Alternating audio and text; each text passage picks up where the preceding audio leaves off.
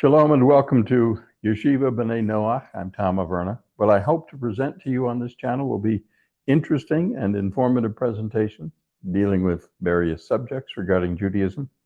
The focus of these presentations is to both Jews and Gentiles to learn about Jewish topics in a way, hopefully, that those without a formal Jewish education can understand. Now, to be clear, this is not a Christian organization in any way. Although Christians are certainly welcome to be here, and I will from time to time, especially in the Noahide class, present information from Christian writings, make reference to Yeshua or Jesus. To be equally clear, though, I'm not a rabbi or a Jewish scholar. I am a Jew by birth, but raised Gentile Christian, only returned to my Jewish roots fairly recently. You can find out more about me if you're interested in my bio video, but all of that to say, I believe my background enables me to give both Christians and Jews and other Gentiles a unique perspective on the topics presented here.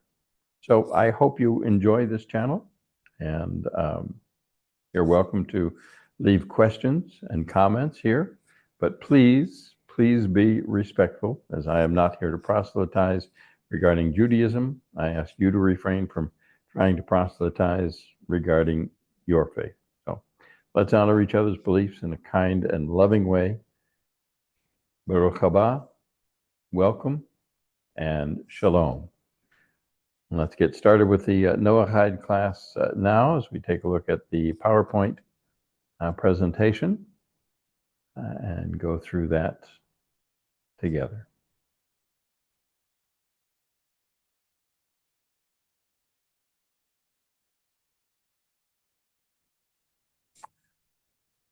So first of all, most of the information in this class is going to come from these books here. And I want to give you a brief description of each book in case you're interested in finding out more. The descriptions are taken from their the website on Amazon for the books, and you are welcome, of course, to explore them more. It may be, as we look further down the road at more classes, that I'll take some of these books and go in more depth with them. But let's first of all look at this one. This is probably the one I would recommend as a beginner intro book. It's called The Divine Code by Rabbi Moshe Weiner. It's called A Comprehensive, Clear, and Expertly Researched Guide for Observance and Study of the Divine Precepts encompassing all of the 7 Noahide commandments, their principles, and offshoots. The next one I want to look at is this one, B'nai Avraham Ahovecha, Gerim in Hasidic Thought. It's by Dov ben Avraham. And this is for Jews who are not born Jewish and those on the path to becoming Jewish. The book is not a personal narrative, a how-to manual, digest of relevant laws, or academic historical overview. The book presents a story behind the story, the mystical teachings found within Hasidic literature that illuminate the hidden inner world of the Ger, and we'll talk more about what that means down the road here.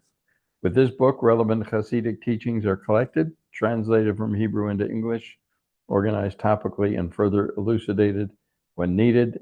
Interspersed with these translated teachings, stories, both old and new, are included to help bring them to life. And again, so this is a good overview, again, from the standpoint of it's actually written by a convert and a B'nai Abraham, but we'll talk more about that in this book if we get to it. The next book I want to take a look at is The Theory and Practice of Universal Ethics. It is by Rabbi Dr. Shimon David Cohen. The first part of the book sets out the idea or theory of the Noahide laws from spiritual, philosophical, psychological, social, and political perspectives. The second part of the book presents the concrete conduct or practice of the Noahide laws. And this one is probably not something you would start with, certainly in any way, shape, or form. The Noahide Laws complete set, volumes 1 through 22. The thing about this book is it is written primarily for rabbis to teach how to present the Noahide laws to non-Jews who have questions or seek answers. This one of two by Chaim Chlorfine. It's called The Path of the Righteous Gentile. Chlorfine and Yaakov Rogalski are the authors of the book. This is a fascinating, well-researched work and explores the 7 Noahide laws, the ancient covenant that guarantees all of mankind God's favor and blessings, and we'll be certainly talking a little bit about that in this class. The Path of the Righteous Gentile is a summary of the traditional Jewish teachings about the Gentiles' true relationship with God, their obligations to each other. The Path of the Righteous Gentile is a comprehensive instruction manual for success today and tomorrow and for eternity. Let's take a look now at The World of the Ger, this book here, also by Chaim Chlorfine. And this is considered a groundbreaking work. It gives back identity to the seekers of the world. So for those who have a strong desire to learn the Torah, those who might have been born to a non-Jewish mother, those who have ever asked the question, if I wasn't born a Jew, but I'm drawn to Jewish stuff, what am I? So that is the World of the Ger, information from them. And then another book by Rabbi Moshe Weiner, who we looked at here in the first book. And this is in collaboration with Michael Schulman. It's called The 7 Gates of Righteous Knowledge, and it is a practical guide to attaining spiritual growth and inner peace as a righteous Gentile. It's written in clear, concise terms. It provides the objective moral foundation for anyone seeking a closer personal connection, relationship with the Creator. The authors adapted universal teachings from classic texts, the Bible, Talmud, Midrash, Mishnah Torah, Hasidic insights. And rather than being part of a specific religion, this is the faith-based knowledge that has been meant for all people from the earliest biblical times. And this book presents fundamental principles and character traits, attitudes, actions, and goals in life that will reveal how a person is truly created in the image of God. Let's take a look now at an overview of the classes that we're going to be doing in this series. This first class, we're going to be talking about a general biblical history before the event at Mount Sinai and after, and then try to show that mankind had to have been aware of some kind of law before the Sinai Covenant was made. And from that information, we can speculate what those laws might have covered. We'll also look at the apocryphal work, the book of Jubilee, and give you some other ideas from that on the Noahide laws. Now, in future classes, we'll deal specifically with the Noahide laws as discussed in our primary text, and that was not one of the books that I presented up there, but that is from the 12th century Torah scholar, Rabbi Moshe ben Maimonides. He is, well, we'll talk more about him as we get to that. But we'll also, in that class, I believe we'll have time to do that. If not, it'll be in the next class. We'll also introduce the Didache, which is a first century writing from the early Christian church, and it is probably the first Christian source, the earliest Christian source, that really references some of the Noahide laws. And then we'll also take a look at the book of Acts and how they present the Noahide laws. All of that to show you that there is a connection in Christianity to this teaching, to this idea, and we'll look at that a little further on. So finally, we'll look at the challenges of facing the still emerging movement, and we'll continue from the first class regarding laws and discuss the importance and relevance of all laws, especially the Sinai Covenant that we'll be talking about there.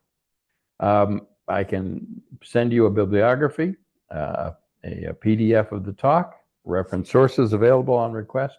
Just email me or put a comment in the comment section. Also, if you have any questions, be sure and put those in the comment section, and I will get back to you as quickly as I can with answers or comments. And then also, if you wish to have any kind of private or group discussions outside of class, again, this is if you have any questions that might not be directly pertinent to the class, but want to meet with me, I'm happy to do that. You can email me or again, put a note in the comment section.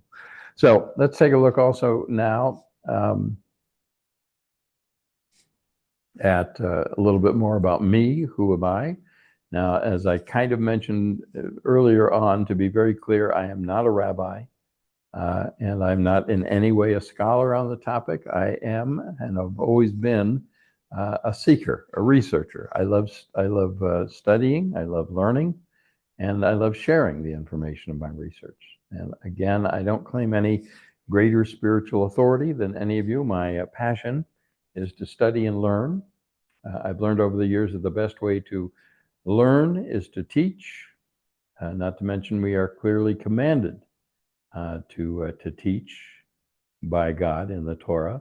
We have only to look as far as Genesis 18:19 in the Parsha of Vayera to hear God speaking admiringly of Abraham, saying, "For I have singled him out that he may instruct his children and his posterity to keep the way of God by doing what is just and right, in order that God may bring about for Abraham what has been promised him." Rabbi Yitzchak of Lubavitch writes concerning this verse that more than anything else, God loves Abraham for his instructing his children and followers in the way of God. All that Abraham attained in his personal relationship with God through his tests do not compare to his achievement in influencing others. 1 hour spent teaching others carries spiritual rewards 1,000-fold greater than one can be attained by learning for oneself. Again, Rabbi Joseph Yitzchak Lubavitch. So I'm sharing what I'm learning, and that's what I enjoy doing, and also what I believe I'm commanded to do by God. And what I'm sharing is what feels like truth to me. Now, I will be most of the information that you'll have here will be from rabbinic sources or the books that I mentioned before, and other authoritative sources. I may also give you some of my thoughts and ideas, and those I do not ask you to necessarily believe. Certainly research them if you have questions about them, but I'll be sharing those in the class as we continue. Always, and this is true of any teaching that you come across, always investigate and check if you have doubts, and decide for yourself whether there's some truth involved in the things that you're learning. To be equally clear, again, as I mentioned earlier on, although I was raised as a Christian and a Gentile, I am a Jew by birth and recently by choice, and doing my best to be a follower of both the written and oral Torah. So I say that because I may discuss or mention Yeshua or Jesus and his ideas, and I may give him more credit and more praise, perhaps, than other Jews might, but because I believe he was following a calling of God given to him. But, and I really want to emphasize this, I in no way believe that he was any more or less the Messiah than anyone else who's claimed the title. Since he did not fulfill everything prophesied that the Messiah should fulfill, he has no right to the title. And again, I'm happy to discuss that more with you outside of class. If you have questions, you can ask. But to be fair, I guess, even the Lubavitcher Rebbe, who some Chabad followers still claim that he's the Messiah, and he was worthy of the title, certainly, but he cannot claim it until he's done all that God has given the Messiah to do, just to be clear about that. All right, so the scope of the teaching requires some understandings between you and I in order to find any usefulness in learning about the Noahide laws. So first of all, We either accept or suspend disbelief in the existence of a higher spiritual power. Have to begin there. That has to be the beginning place. By whatever name you want to use, this higher power, God, who is currently at the very least, or at the very least in the past, who has demonstrated a care and concern for his creation. Now, I'll spend a little more time in this class demonstrating the fingerprint of God throughout history. So the second thing that I believe is important that we agree on or suspend disbelief on is we have to recognize that the children of Israel hold a unique place in the plans of this higher power. Again, I'll offer some proofs to that effect, but this is not the scope of this class. I'd be happy again to continue such discussions outside of class, but in order to cover the material, we need to continue forward from those understandings. Third thing I want to mention in terms of our understanding is pronoun usage. And I know that there are people that balk at this. And I clearly state God is not male or female in the sense that most of us understand the term, nor are the angels for that matter, nor are any of the its. Most languages besides English designate every noun as either masculine or feminine. And Hebrew is certainly one of those languages. There's no it in Hebrew. The deeper understanding of the term of masculine and feminine has to do with energies, reducing the complicated topic to very simple terms. Masculine energy is giving, while female energy is receiving. So when we speak of God as one who is giving us understanding of how we should live, then we refer to that force as masculine. So we use the masculine pronouns. And referring to us, to humans, it gets a little more complicated. We refer to mankind as masculine as a reflection of our being in God's image, although as needy as we are and dependent as we are on receiving, probably more likely we should refer to ourselves with the feminine pronoun, but that would be too confusing at this point, and we'll refer to the standard usage of humanity and mankind as also masculine. So again, if it's a problem for you, I do ask you to at least suspend your disbelief on all of this and on all the things that we've talked about here to continue to focus here in the study. Okay. So let's take a look at some ideas here. The 7 Noahide laws can be found in the Torah, but the term Noahide laws does not occur there. This designation is given rabbinically in the Talmud, also by Maimonides and other sources, as laws that are an obligation for all mankind to fulfill. And we're going to take a closer look at these later, but the comparison is often given that Israel is required to fulfill 613 commandments, but the Noahides only 7. And this is a bit misleading. More correctly would be to view the comparison between the 10 laws, commonly referred to as the 10 commandments, given only to Israel at Mount Sinai, and the 7, which are mostly included in the 10, and were given to all mankind. Again, we'll explore this distinction in more detail later. Every non-Jew is considered a son of the covenant of Noah. All mankind is descended from Noah and his sons. So when a Gentile accepts these laws upon himself, he's known as a ger toshav, which literally means a resident stranger, but is a term, the ger toshav is a term used for righteous Gentiles who are guaranteed a place in the world to come. Again, all of that we're going to talk about in more detail. 6 of the 7 laws are negative commandments. The last is simply a command to enforce the others. In general, Muslims are strict monotheists and are considered ger toshavs. And although the subject is debated, generally so are Christians. The debate for Christians center around the concept of Trinitarianism as to whether or not it's idolatry. Excuse me. So let's begin with the question: why are the Noahide laws important to Judaism? Why would we care since we have our own law? Shouldn't we want the whole world to follow the Mosaic law? And that is a key difference between Judaism and most, if not all, other religions. I've argued before that Judaism is not a religion, and this is part of that proof. Judaism does not teach nor want the whole world to be Jewish. They acknowledge that Judaism is not the religion of the entire world, but rather only of a relatively small group of people who are joined together by a tribal affiliation rather than a set of beliefs that all must adhere to. It is my belief that, which I'll demonstrate in more detail later, that no one has ever actually converted to Judaism, and no one ever will. Judaism teaches that when the Messiah appears, the door to Jewish conversion will be closed. Now, one explanation of that, in my opinion, is that after the Messiah arrives, all the hidden Jews will be revealed. And I'll explain what I mean by that. So what will be left for the rest of the world, the Noahide laws, or more appropriately, the Noahide Covenant, as distinct from the Mosaic Covenant. That belongs to the rest of the world.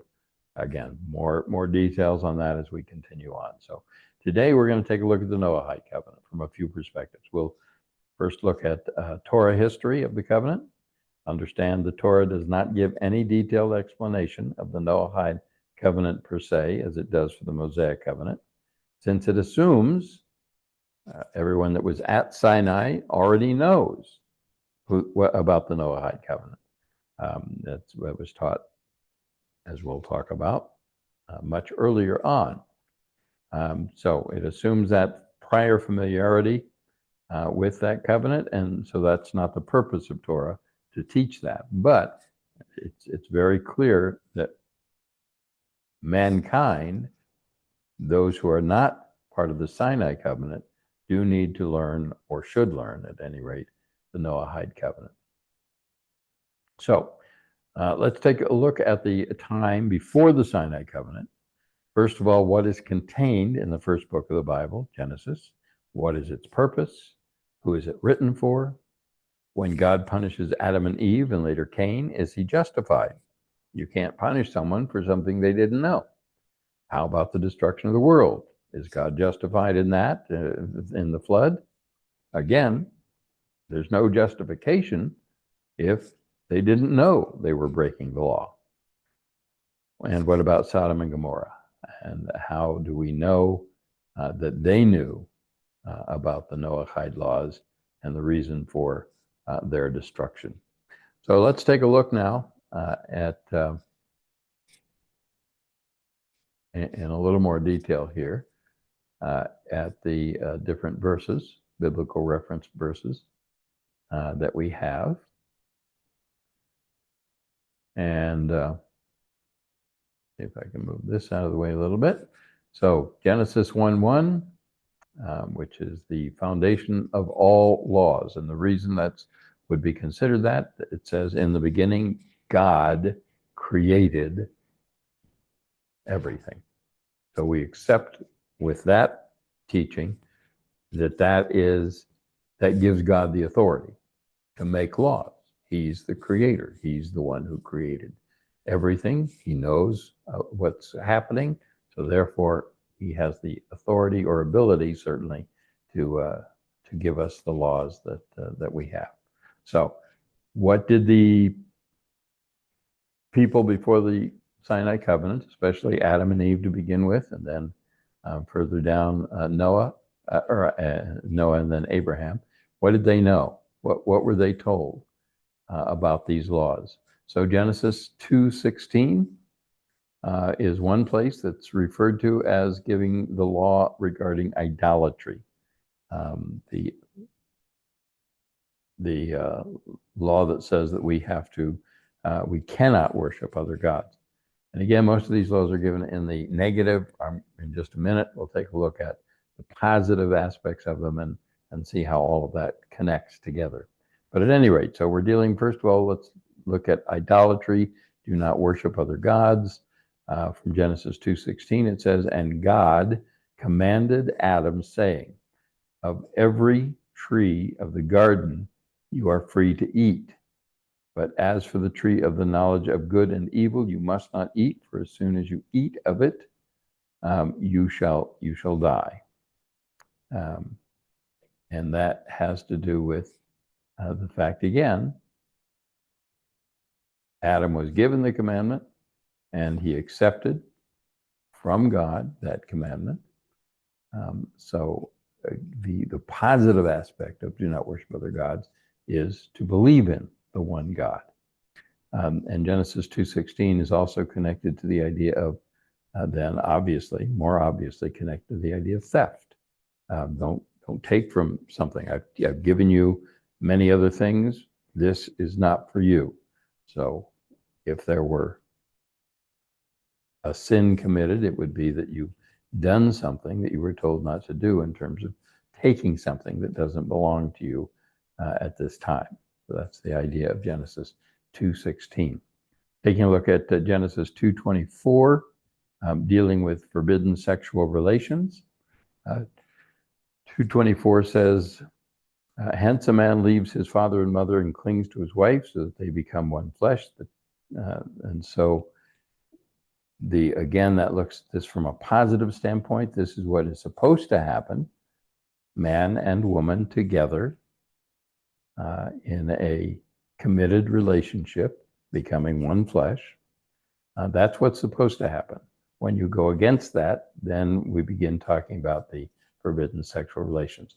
Again, what we're looking at are places in Torah, in the beginning, in Genesis, where we have a hint. It's not always spelled out, but we have a hint that there was an understanding of what was required of them. And it goes on also in Genesis to say the two of them were naked, Adam and his wife, yet they felt no shame. Okay? So Genesis 4:11 and 9-5, or 9:5 rather, deals with the commandment regarding murder, committing murder. And of course, that's the Cain and Abel story. And it says, what have you done? Hark, your brother's blood cries out to me from the ground. Therefore, you shall be more cursed than the ground. So again, that's from Genesis 4:11, 9:5. And also in Genesis 9:4, we have again the hint of the law about eating meat that was taken from a live animal. Genesis 9:4 says, you must not, however, eat flesh with its life blood in it. So we get a reference to that law there. And then in Genesis 9:6, we have again a hint. You have to go a little deeper into it, but it's the hint. Genesis 9:6, established laws in courts of justice, is the Noahide law. And the verse says, whoever sheds human blood by human hands, shall that one's blood be shed. So there's the idea that somebody's going to have to judge and somebody's going to have to carry out and execute the law regarding this consequence of murder. Okay? And Genesis 26, Genesis 19:29-36, we have the story of Sodom. And so if there was a judgment that took place there, then the commentary would be that there had to have been known that there were laws that were being broken. Now, many laws in the story of Sodom can be looked at, but the one that the rabbis primarily deal with in terms of the great sin of Sodom is that they didn't take care of the poor, those that came to them. They didn't give comfort and help to those coming to them. So there was an aspect of the idea that that they were mistreating those who had come to them as guests, not treating their guests well. We'll see how Abraham does that later on. So finally, in this section, Genesis 26:5 shows God given commands. And it says, inasmuch as Abraham obeyed me and kept my charge, my commandments, my laws, and my teachings. So somehow, even though we have no record prior to this commentary of what all of those laws are, but Abraham obeyed them and kept them. That is the compliment that God was paying to Abraham for that. So again, we infer some things as we're looking at all of this. Let's take a look now at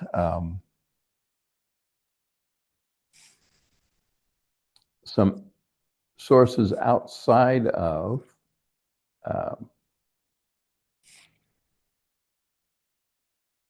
these.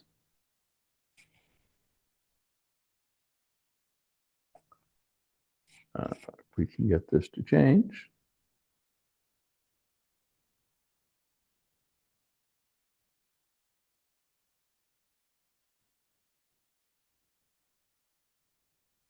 Okay, being stubborn here. Let's see what's going on. Try this one. There we go. Okay, so let's take a look at some references from outside Genesis, which indicate the Israelites were familiar with the Noahide laws. Now we're talking about now after the Sinai Covenant. The proof that we're seeing here is that God is referring to things that they should have known prior to. So what we're talking chronologically here in many of these quotes would be a time prior to the Sinai Covenant. So Leviticus 24:10 through 17, and Leviticus 24:15, specifically in Hebrew states ish, the Hebrew word for man, ish, and they repeat it twice. Ish, which is translated as any man who curses his God shall bear his sin. So the question is, why the double expression? Why man, which literally means both listing two men. It means to include all mankind, both Jews and Gentiles. That's the inference that you can get from that.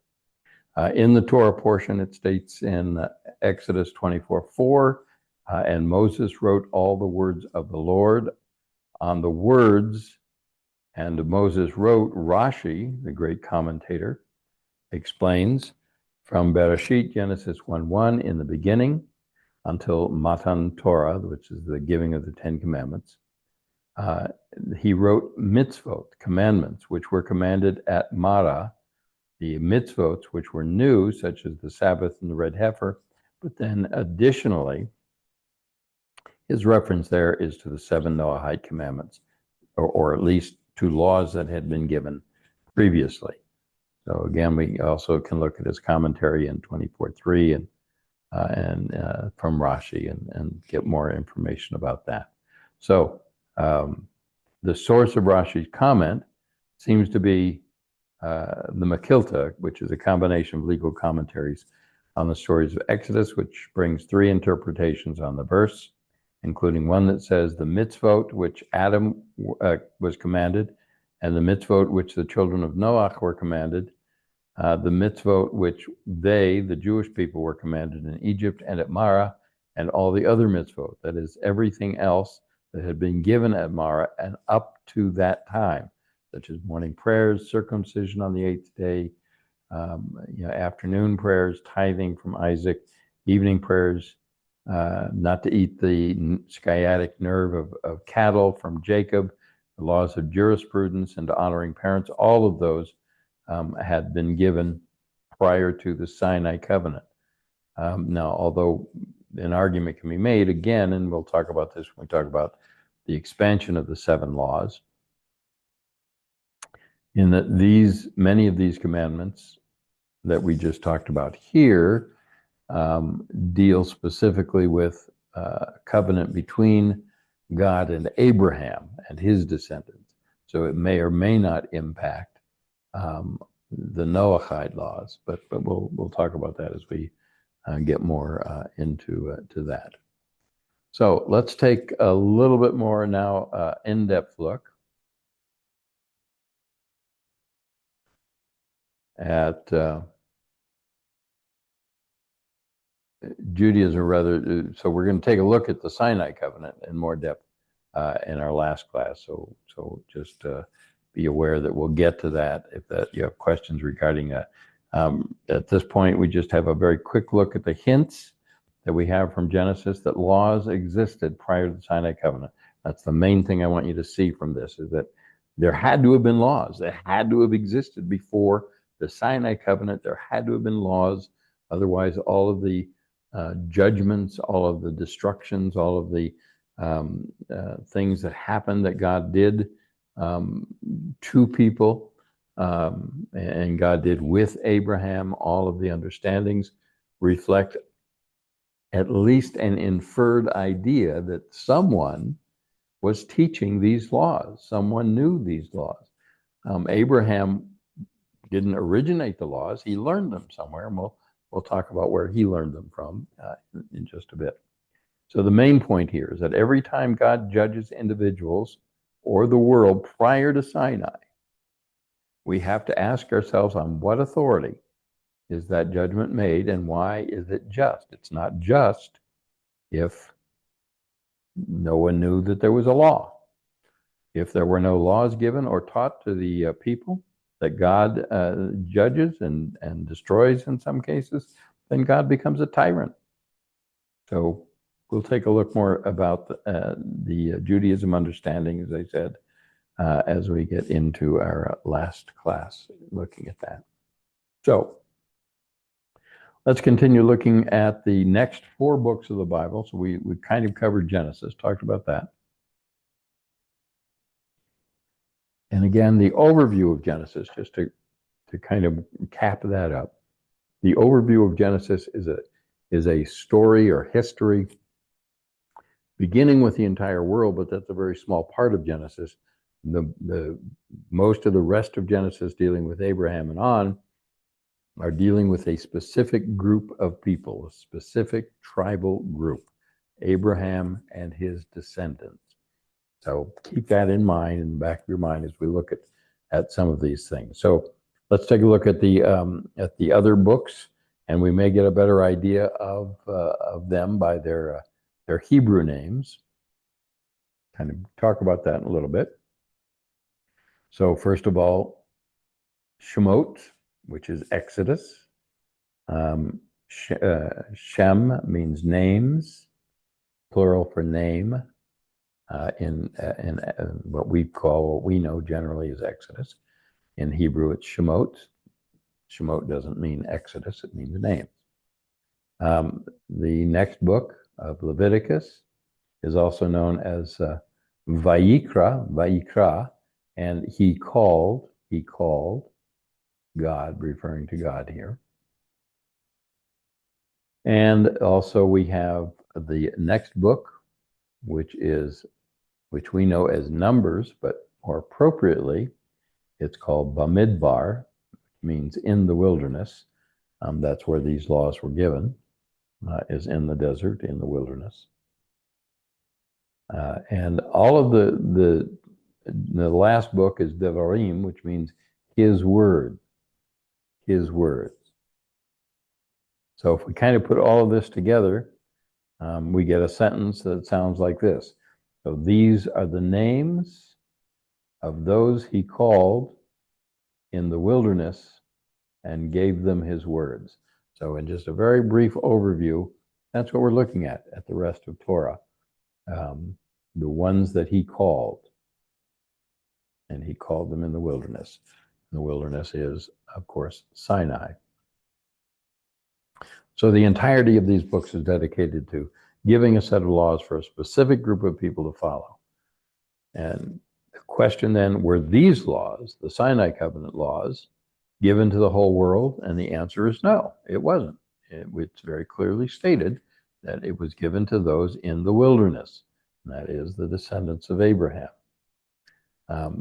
The world already had its laws. They didn't need another covenant. Now, the Noahide laws remained the foundation of the laws and for the world, but even of the Sinai covenant. Over and over again, the recipients of these laws is clearly given as the children of Israel. So Israel is also, these laws are also incumbent upon the children of Israel. So just keep that in mind. So, and a question, if you have not heard this before, you might, I'm referring to the children of Israel, and most of us are probably more familiar with the term Jew. So where does Jew come from? And that very briefly, we'll take a look at the giving of that name. The question of, is Judaism a religion, which we kind of talked about already, or is it an ethnic group, or is it a nation? And why does any of this matter? And the main point to make here is, if Judaism is a religion, then it becomes a standard bearer for the world. The nature of a religion is that its adherents consider it the only true way. I have this belief. I believe it's true. Therefore, I believe everyone should believe it. And if that's the case, then I believe that there's a need to convert others to it. So if it's a religion, then of course the laws of that religion must apply to the whole world to follow. But Torah makes it very clear that the laws of the Sinai covenant are not for the whole world to follow, not many of them. But that's not the indication that we get from the Torah. So the children of Israel are designated as teachers and priests and prophets to the world, bringing man to a right relationship with God, and not through following its laws, but rather to teach and help mankind to find God for him or herself. So rather, the teaching is that there's a belief that needs to happen in the one God. And again, remember, at this time, monotheism was not the way of the world as it is today. So over and over in Torah, the Sinai covenant with their 10 laws as a foundation for the 613 are given as a specific set of laws. To be clear, a specific set of laws primarily for the priests and the children of Israel, not for the world. So if Judaism is a tribal group whose function is to be the teachers and priests of the world, that makes more sense. That's the purpose of Judaism. So if I have a specific function within a group who's part of a larger society, I would certainly recognize that I have rules and regulations pertaining to my training that might not be relevant to my life within the larger society. In that sense, I'm part of a chosen, quote unquote, chosen group who's chosen to do something particular. That doesn't make me more important than others. Is a doctor more important than a lawyer or even a garbage collector? It just depends on what your needs are. You're going to go to a doctor if you're sick. You're not going to go to a garbage collector. But if you have garbage overflowing, then that garbage collector becomes very important to you.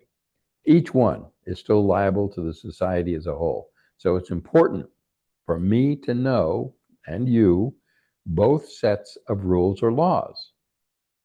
As a Jew, I have a particular set of laws to know, but I would recognize that where my rules and society's rules differ, that difference is for me to accept, not others outside my group. And we'll hopefully spend a little more time looking at that. So very briefly, since I've used the term, I want to go back to the idea of where does Jew and Judaism come from, and that happened after the final dispersion, after the Babylonian dispersion rather, not the final one, which is the Roman. The Babylonian dispersion, when they took Israel into exile, they took the southern tribes, Israel itself, which were the northern tribes that had already been exiled. Babylon came in and took the tribe of Judah and Benjamin, and of course there were other tribal affiliations in that area, but it was primarily known as the area of Judah. So that's why the term Jew, which comes from Judah, and Judaism comes from Judah, became the term that would be used. And that's still the term today that we use for those who are still of that, who follow that, the Sinai Covenant. So if Judaism is a tribal group, then that's what we're looking at. So now a religion, and this is the difference, a religion, which we're saying Judaism is not a religion in this same sense. A religion tends to be more encompassing. So for instance, Christianity believes that when the Messiah comes, the whole world will be, or at least should be, Christian. Islam is looking forward to a world that is filled with Muslims. But Judaism teaches that after the Messiah comes, there will still be Israelites, Hebrews, and the rest of the world. But we believe that the world will not be filled with other religions. We're not saying that every religion now is still going to exist, but rather that all of us will believe in the one God. By what name that religion is called, the Noahide Covenant, who knows? We don't know that. But everyone not under the Sinai Covenant will follow the Noahide Covenant, which is included within the Sinai Covenant as well. So that's kind of a long, drawn-out look at the difference between Judaism and Christianity. So what is the sign of the Sinai Covenant? The sign of the Sinai Covenant is the circumcision. But what about the Noahide Covenant? What is the sign of the Noahide Covenant? It's the rainbow.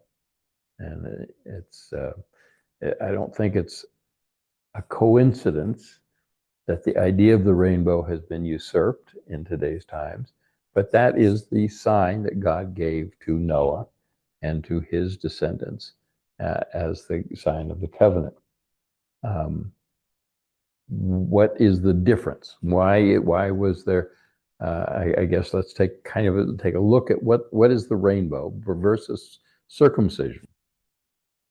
Okay, so Israel's covenant is the circumcision, and that is obviously something that's more personal, more individual, whereas the rainbow is something that's more encompassing, more open.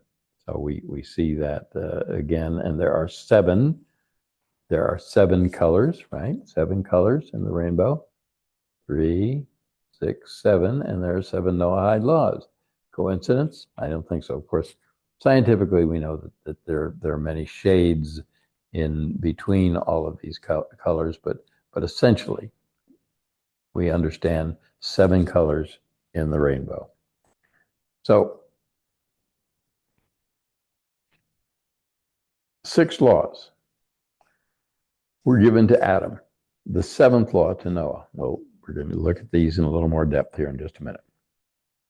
But the understanding, the foundation for all of them is in the one law, and the one law is belief in the one God. You can't have commandment without a commander. So we covered the Genesis history before we go on to other texts and commentaries regarding the Noahide Covenant. Let's take another look at the laws themselves with a little more detail to show that more than individual laws, these are categories of laws in the same way as the 10 Commandments or the 10 sayings are. They represent categories, and I want you to keep that in mind. They represent categories rather than completed descriptions of all aspects of the law. That's why we have 613 out of the 10. Those 10 are categories. So think of, if it helps, think of the Constitution of the United States and amendments. The Constitution, even with the amendments, is a very small book. And there are vast law libraries that comment on that very small book. And the same thing is with the 10 Commandments, the 10 laws, and all of the commentaries surrounding that create 613 out of that. So all of these laws of the 613 for the Sinai Covenant, as well as the 7 Noahide laws, All are enumerated in the Babylonian Talmud, in Sanhedrin 56 A and B, and also in the Tosefta Avodah Sarah, which is the Mishnah, which is part of the Talmud, within the Talmud, Zara 9:4. So it is from here that the great law codifier, when we're going to talk about him next class, Rabbi Moshe ben Maimon compiled his list, Maimonides. So we'll again look more in depth of his list and his commentaries on that in just next class. But always keep in mind that the Noahide Covenant is a separate and prior covenant than Sinai, and that the Sinai Covenant never intended to do away with the previous one, but build on it for a particular group of people, not for the whole world, but for a particular group of people. So let's take a look now at a rundown, a breakdown of the counterparts, the 7 commandments and how they connect to the 10 that we're more familiar with. And also we looking at the negative laws in a positive way, because that'll, we'll look at it in both ways, because that'll give you an idea then of how we come up with other laws and rules related to that. So first law is not to worship idols, idolatry. What does that mean? I mean, is it just dealing with statues? And this is really, this is an easy connection, I suppose, to the first commandment. You shall not make for yourself a sculptured image or any likeness of what is in the heavens above, on the earth below, or in the waters under the earth. And the second commandment says you shall not bow down to them or serve them. The first part of the first commandment is you shall have no other gods besides me. So the negative is don't worship idols. The positive is worship God. Shema says, Hear, O Israel, the Lord thy God, the Lord is one. Who then should you worship? The one God. We have a natural connection to God. The origin of idolatry really has to do with, idolatry began, as is taught in rabbinic sources. The origin of idolatry was simply that prior to Noah, as the world was developing its relationship with God and understanding of God, they would see all of the beautiful things of nature, the rain, the trees, the grass, and the fields, and they would look at them and they would just be in awe of God having done that. That was the beginning, was just simply saying, okay, God, the sun is incredible. It provides us life. We're in awe of that. But gradually over time, that awe recognized or neglected to recognize the source of, let's say, the sun, and simply began to be in awe of the sun itself. And that was really where idolatry developed from. It began in not a bad way. And today, certainly, we should look at all of God's creation in awe and just see how beautiful it is, but never forget that creation is not the creator. So everyone, and the point here is, in terms of idols, everyone's going to believe in something. Atheists don't believe in nothing. They believe in something, even if it's themselves or whatever it is. We believe in something. And that's the purpose of this law in dealing with. Be careful that you give proper respect and devotion to the one who deserves it. So the next one that we want to look at then is not to curse God or blasphemy. The positive of that is respect, obey, honor, and love. And this relates to not only God, but also if we respect the Creator, We should respect his creation, especially mankind. God will have many references to that.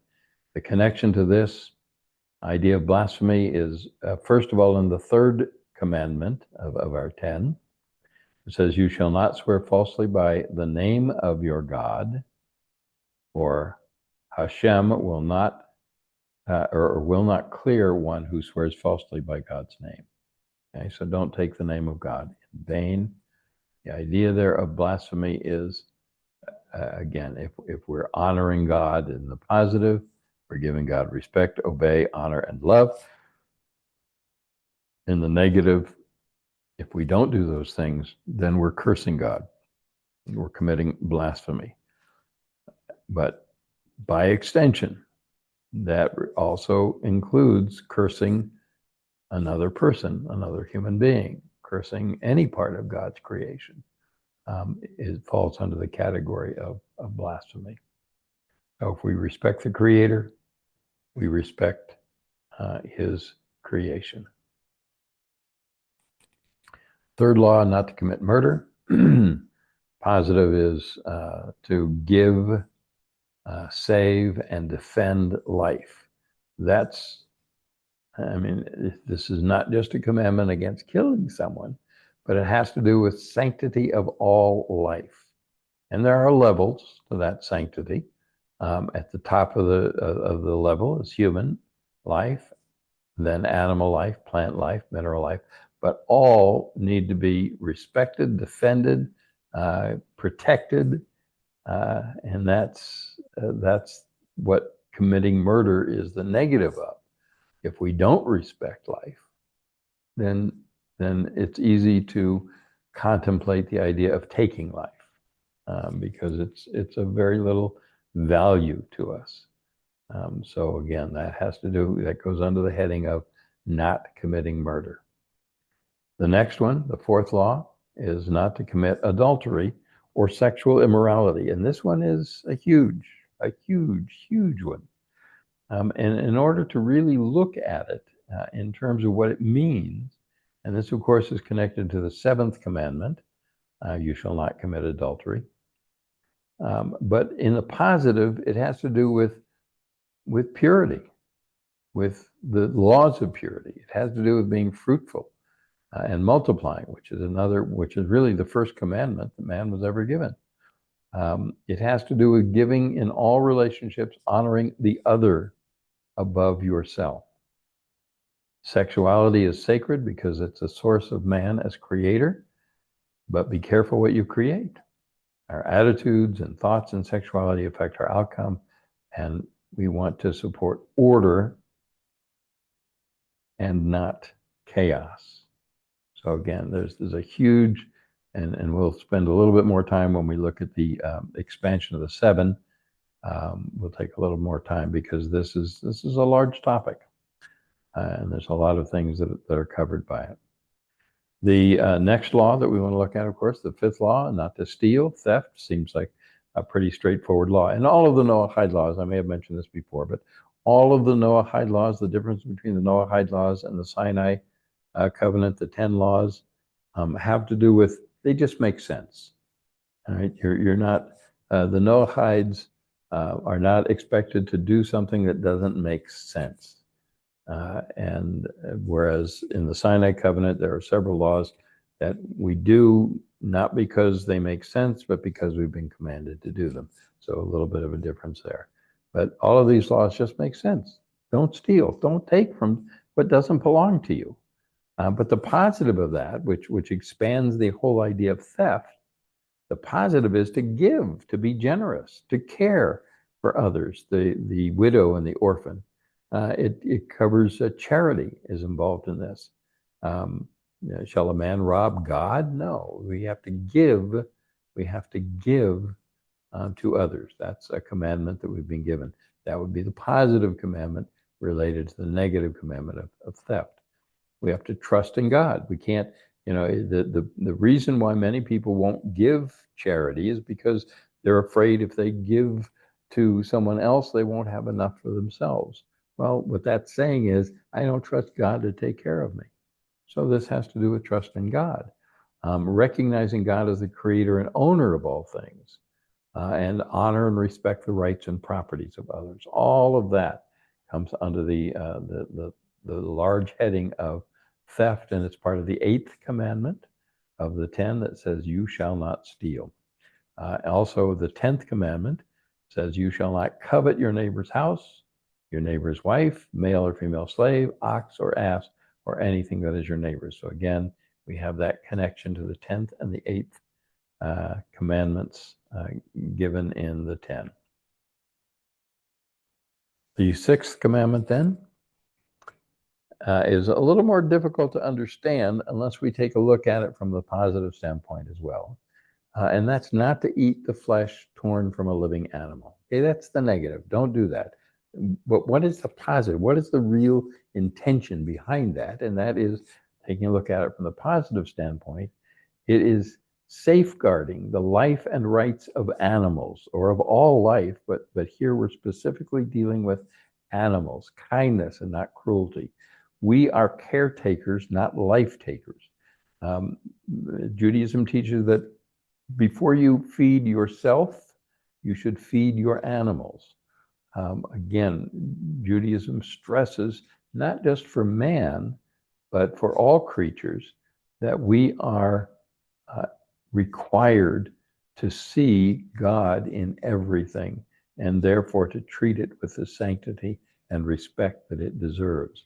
So the 6th law, not to eat flesh torn from a living animal, but the positive is just to safeguard the life and rights of all animals, and certainly be kind, no cruelty to animals in that context. The 7th law is stated in the positive to begin with. It's the only one of the 7 that are.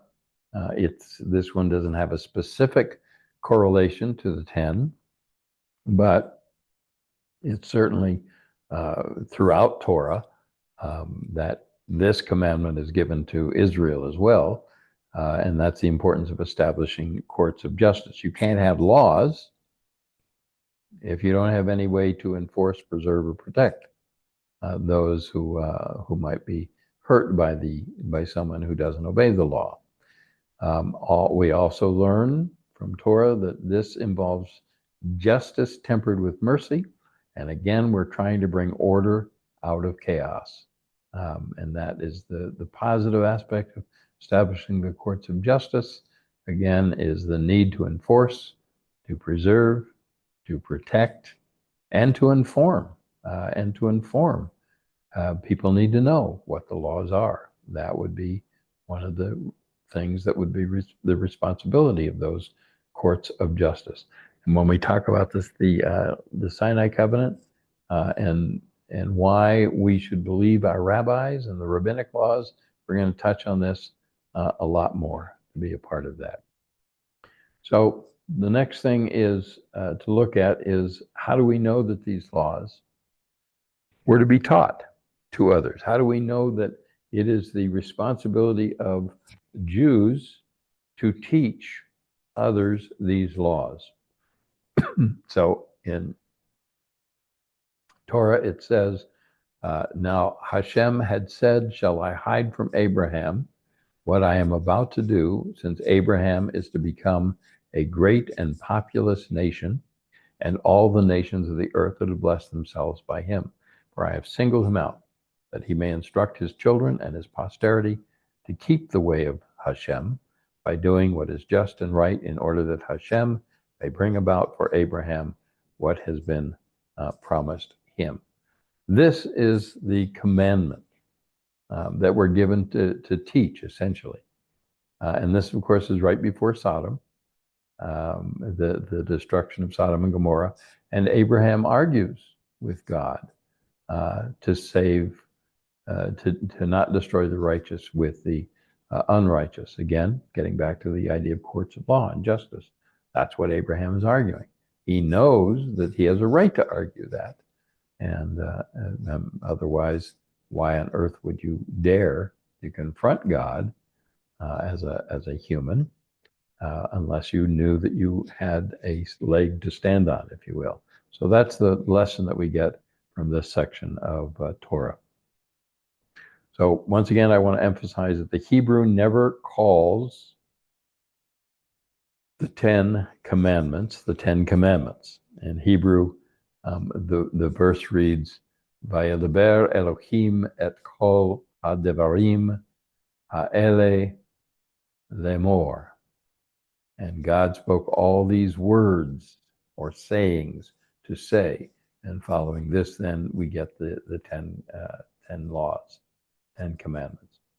On the last word, lemor, Rashi comments and says, this expression teaches us that they answered to that which required the reply yes, by yes, and to that which required the reply no, by no. So this is the agreement, if you will. The Balatorum says, in everything that is written and also everything that is spoken is implied in here. The idea of the written word and the spoken word, sayings, words and sayings, okay, to say. Another commentator, the Or HaChaim, commented on the last word as reinforcing that these words, or at least the first two commandments, were actually spoken by a voice recognized by the Israelites as God speaking. We're not going to spend really much more time on that, but that's a very interesting teaching, and maybe we'll get into it a little bit more when we talk about the Sinai Covenant in more detail. So, in the same way, let's take a look here. Let me move this down. In the same way that the 10 become 613, the 7 are far more expansive than the number 7 would lead you to believe. The biggest difference between the laws given to all mankind versus those to Israel is that these are all laws that would make sense to a rational mind. All of the Noahide laws would make sense to a rational mind, whereas some of the laws given to Israel seem to make no sense, therefore can only be believed simply because God said so. So the 7 categories, and then taking a look at the 10 categories, we see that breaks down in this way. So we have 316 that really have nothing to do with that have only to do with the temple and temple duties. Okay, that's a large chunk that we are unable to keep without the temple being built. That's why we look forward to the temple being built. But of the 613, so these would not be necessarily included in the 10, other than these are commandments given to us by God at Sinai, apart from the 10. Then we have the laws that were given specifically to B'nai Israel in general. Well, let's start over here. There are specific laws that are only applicable when Israel is in Israel, when the Jews are in Israel. There are 26 of those laws. Given in general to B'nai Israel, there are 77 positive and 194 negative, total of 271. So really, I mean, when we say 613 commandments, people go, oh my goodness, how can you possibly follow 613? Well, in essence, we're only following 271, which is still a lot, but don't get bogged down in the numbers. So at any rate, so that's 271 that come from the 10. So you can imagine that coming from the 7, many of these laws are still going to apply or come from initially the 7 Noahide Covenant categories. So that's the main point to take away from this. Again, within the Sinai Covenant, within these laws, were the ones that were already recognized within the Noahide Covenant. So it's not brand new, it's just building on these, building on the Noahide Covenant, building on these to become the 271 commandments here. That would be the primary thing to look at in relation to that. So if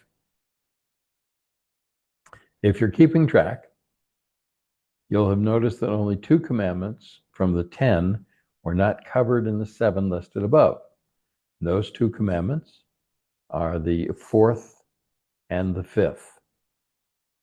The fourth is the Sabbath, and many arguments can be made that this is a unique commandment given to the children of Israel. But the fifth is a little puzzling. I want to spend a little time on that, even though that's not our focus here. But this also comes up in the Noahide commandments. Are Gentiles not to honor their parents? Because again, we don't see that in the main 7 categories. And yet here it is listed in one of our 10. So does that mean they don't have to honor their parents? It seems unlikely. Again, we're going to look at extra biblical sources to take a closer look at this. So before we take a look at 2 major sources describing the Noahide laws from a Jewish and then Christian perspective in our next class, let's take a look at some non-biblical sources for this class. The first is the Book of Jubilees. Now, this is an apocryphal book. It's dated from around the 1st century, so it's very, very old, although the document itself claims to have been given also on Sinai. This apocryphal work, meaning that what an apocryphal work is one that the Great Sanhedrin in 500 BCE, I believe, or thereabouts. Anyway, the Great Sanhedrin decided on which books and writings would make it into the Hebrew Bible. This one was disqualified. All of the apocryphal works that you hear about, that term, are books that for one reason or another were disqualified, but that doesn't mean that they were unimportant. It just means that they contain some teaching that either seem to contradict either the written or the oral Torah. So to give you an idea, one of the apocryphal works, or one of the works that were being considered, the book of Esther, the Song of Songs, and Daniel also were almost excluded. However, we know that these works that were excluded are still considered important, as they're often quoted in the Talmud and in Midrashic literature. So that is an important thing to keep in mind in all of that.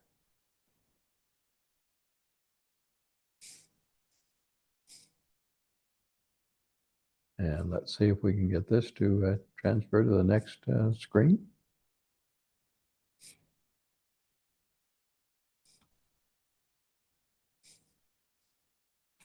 So, the Book of Jubilees would be considered, in many cases, a midrashic work. And so, just to give you an idea, when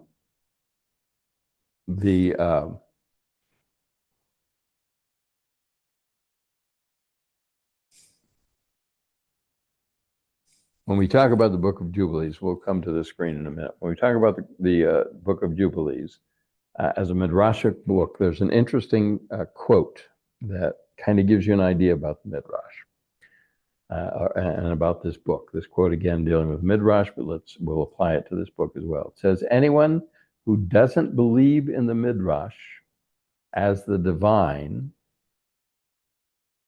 is a heretic." Okay, so yes, that's the midrash is important. But then it goes on to say, anyone who takes the midrash as literal is a fool.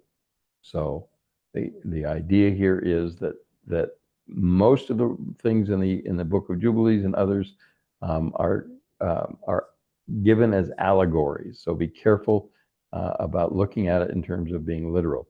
The Book of Jubilees gives a detailed explanation of how the laws were given to Adam, to his progeny after the garden expulsion. It also gives a far more detailed look at all of the Genesis stories.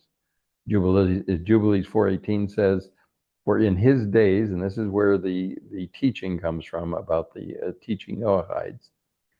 In Jubilees 4:18 it says, "For in his days the angels of the Lord descended on the earth, those who are named the Watchers, that they should instruct the children of men, and that they should do judgments and uprightness on the earth." And all of this is before the time of Noah, for the flood. So the teaching from Jubilees is that it was the angels who instructed all of these laws, the Noahide laws, what later became known as Noahide laws, gave these laws to man. Elsewhere, Jubilees gives more details about this. Angels challenging God with their moral superiority over man. Jubilees 7:23 to 25, it says, we get a substantially different list of the 6 commandments to observe. So their list is: number 1, observe righteousness; 2, cover the shame of their flesh; 3, bless their creator; 4, honor their parents. So we see that there. 5, to love their neighbor; and 6, to guard against fornication, uncleanness, and all iniquity. So we see all of them essentially that we have from the Noahide laws, with the exception of honoring parents specifically mentioned there. But we'll connect that later on and talk about it. So other extra biblical sources that I want to take a look at as we conclude the class. And the following information comes from Ephraim Palvanov. And I do consider him the best teacher on Judaism, especially mystical Judaism. And you'll find a link to many of his classes. As specifically, he does have a 2-part Noahide video class that you have to watch. And anything by him is going to be fabulous. So the references we're about to look at prove the point that the so-called 7 Noahide laws are actually categories, can easily be expanded to cover many issues, much like the 10 categories familiar from the Sinai Covenant. Okay, so let's see again why we're doing this.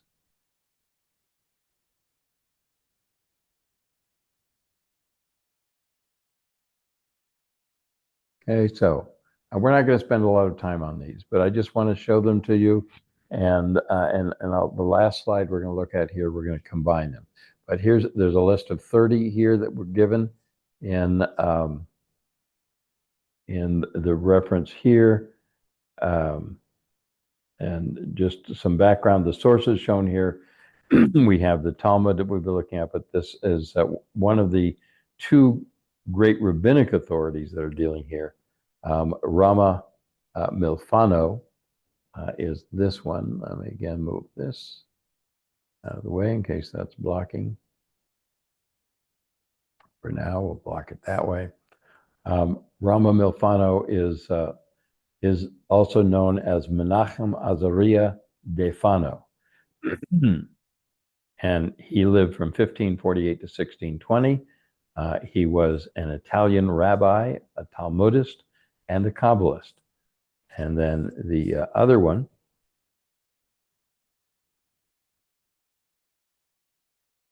that we'll look at here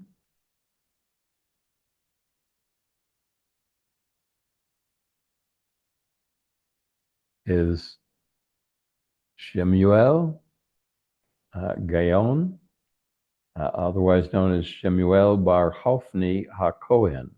And he lived from 969 to 1034.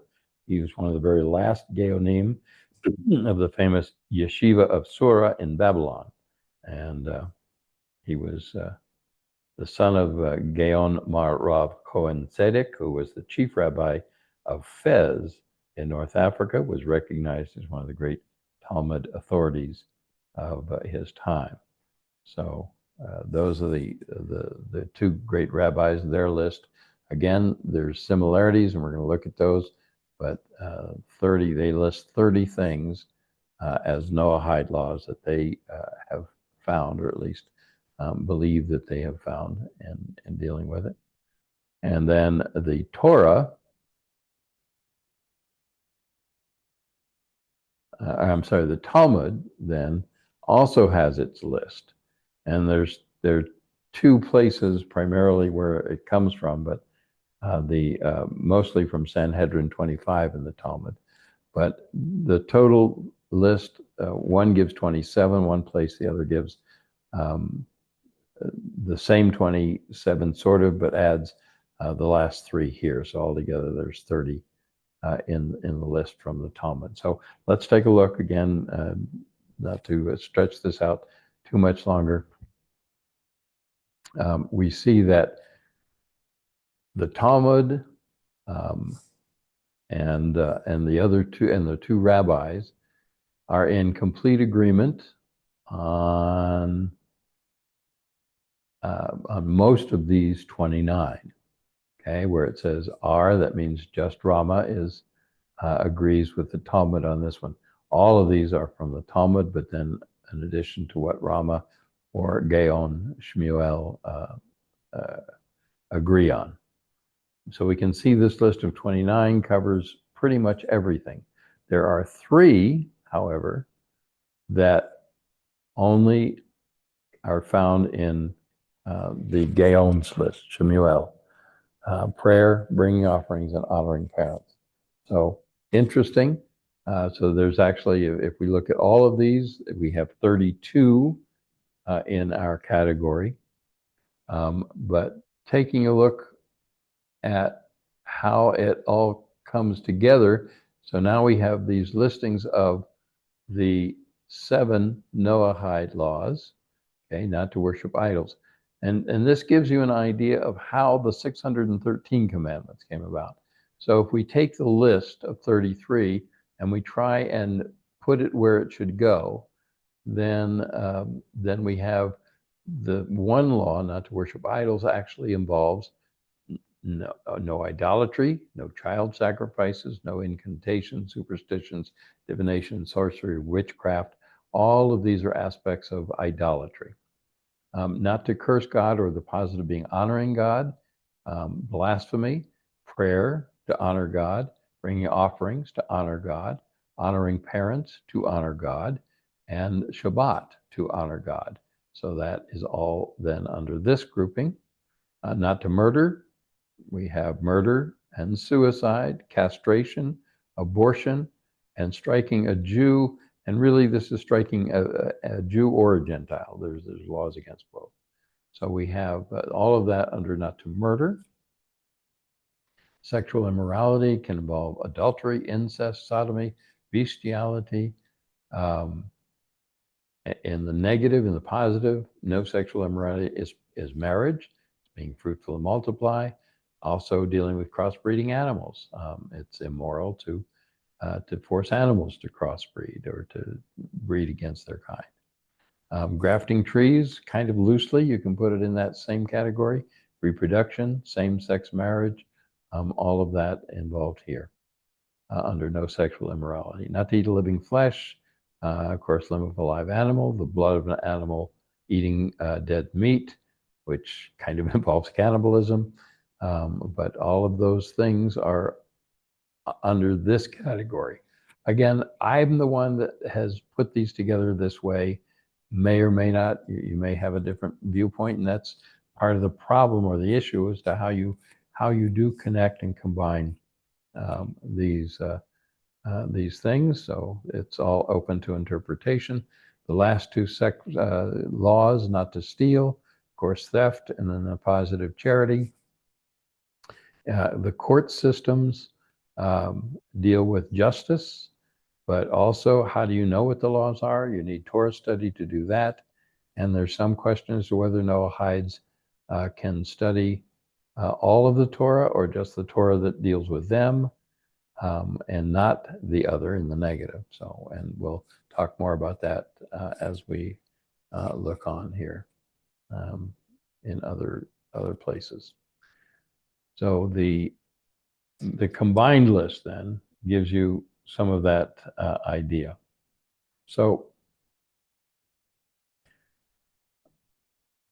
again, looking at some other interesting commentaries, and this is also from Ephraim. Let's come here and read these, and we'll talk very briefly about them. This is from the Talmud, and it says, these are the 30 mitzvot that the descendants of Noah initially accepted upon themselves, but they only fulfilled 3 of them. And this is the interesting thing, given what we have going on in today's times. They do not write a marriage contract for a wedding between 2 males. They do not weigh the flesh of the dead in butcher shops. That's cannibalism. And they honor the Torah. So these are the 3 that they only fulfill. Now, of course, in today's times, we don't fulfill this. Hopefully, we do. We generally don't. We don't have the dead in the butcher shops, and many do honor the Torah. But again, an interesting commentary. Another commentary from Rabbi Ishmael: a Noahide is liable over the killing of fetuses. What is the reason for the opinion of Rabbi Ishmael? It's derived from that which is written, one who sheds the blood of a person by a person. But literally, that translates as sheds the blood of a person in a person, his blood shall be shed. So what is a person that is in a person? This is a fetus that is in its mother's womb. And finally, Rabbi Yehuda Halevi, in his work Kuzari, sees all 7 laws in Genesis chapter 2:16. So kind of interesting. Again, this is a stretch, but just to see how commentaries work.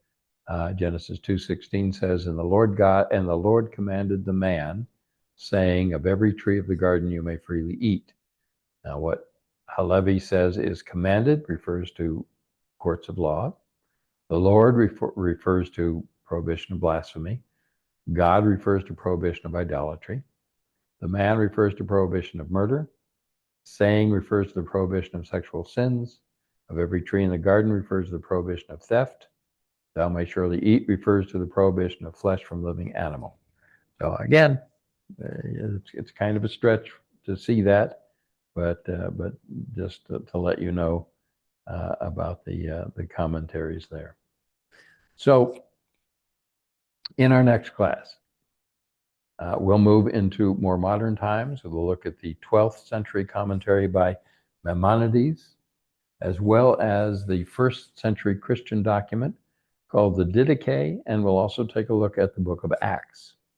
Now, all of them gives detailed instructions on how Gentiles in the early church should follow the Noahide laws. So that's our goal for our next class.